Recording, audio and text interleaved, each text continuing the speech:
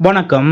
திடீரென முதலமைச்சர் மு.க.ஸ்டாலின் அவர்கள் வீட்டுக்கே வண்டியை விட்டு சரத்குமார் அதிர்ந்து போன பாஜக பரபரக்கும் அரசியல் களம்.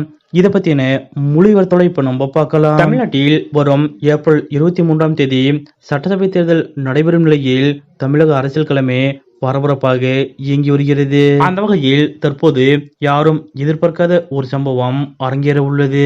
அதாவது கடந்த 2011 சட்டசபை தேர்தலில் அதிமுகவுடன் கூட்டணி அமைத்து தென்காசி மற்றும் நாங்குநேரி ஆகிய தொகுதிகளில் வெற்றி பெற்று சட்டப்பேரவைக்குள் நுழைந்தார் சமகவின் சரத்குமார் அவர்கள். இது அவரது அரசியல் வாழ்க்கையில் ஒரு மைல்கல்லாகவே பார்க்கப்பட்டது. ஆனால் 2016 தேர்தலில் மீண்டும் அதிமுக கூட்டணியில் திருச்செந்தூர் தொகுதியில் போட்டியிட்ட போது அவருக்கு தோல்வியே மிஞ்சியது. அதன் பிறகு தமிழக அரசியலில் ஏற்பட்ட மாற்றங்களால் சமத்துவ மக்கள் கட்சியின் செல்வாக்கு சற்று குறைய தொடங்கியது. இதற்கிடையே எதிர்பாராத திருப்பமாக கடந்த 2 வருடத்திற்கு முன்பு தனது கட்சி அப்படியே பாஜகவுடன் இணைப்பதாக சரத்குமார் அவர்கள் அறிவித்தார். இந்த இணைப்பு அரசியல் வட்டாரத்தில் பெரும் அதிர்வலைகளை ஏற்படுத்தியது. அதாவது தன்னை நம்பி வந்த நிர்வாகிகளுக்கும் தொண்டர்களுக்கும் தேசிய கட்சியில் உரிய அங்கீகாரமும் முக்கிய பொறுப்புகளும் கிடைக்கும் என்று நடிகர் சரத்குமார் அவர்கள் பெரிதும் நம்பினார். ஆனால் கடந்த 2 வருடங்களாகவே சரத்குமார் அவர்கள் எதிர்பார்த்த எந்த ஒரு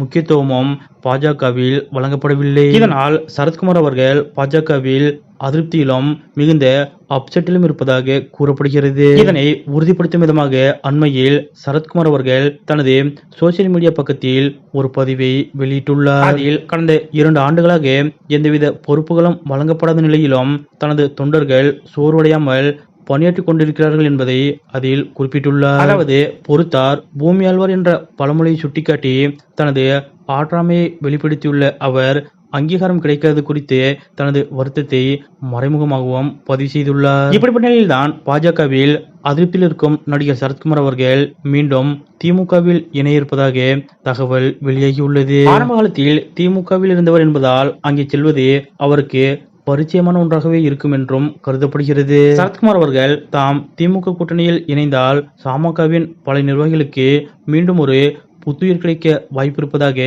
நினைத்து வருவதாக கூறப்படுகிறது. சரத்குமார் அவர்களது இந்த அதிருப்தி போக்கு பாஜக தலைமைக்கு ஒரு அலர்ட்டாகவே பார்க்கப்படுகிறது. ஏற்கனவே திமுக கூட்டணி மிகவும் வலிமையாக இருக்கும் நிலையில் தற்போது சரத்குமாரும் திமுகவில் இணையும் பட்சத்தில் அது திமுகவிற்கு ஒரு பிளஸ் பாயிண்டாகவே பார்க்கப்படும். இருப்பினும் தேர்தல் நெருங்கிவிட்ட நிலையில் திமுக சார்பாக நேர்காணலும் நடத்தப்பட்டு வரும் நிலையில் இதற்கு மேல் சரத்குமார் அவர்கள் திமுகவில் இணையும் பட்சத்தில் வரும் தேர்தலில் அவருக்கு போட்டியிட வாய்ப்பு வழங்கப்படுமா என்ற கேள்வி எழுந்துள்ளது. கடந்த 2 வருடங்களாக பாஜகவில் இணைந்து செயல்பட்டு வந்த நடிகர் சரத்குமார் அவர்கள் தற்போது யாரும் எதிர்பார்க்காத வகையில் திமுகவில் இணையிருப்பதாக கூறப்படுவது பற்றிய உங்களுடைய கருத்துக்கள் என்ன அப்படிங்கிறத மறக்காம கமெண்ட்ல குறிப்பிடுங்க.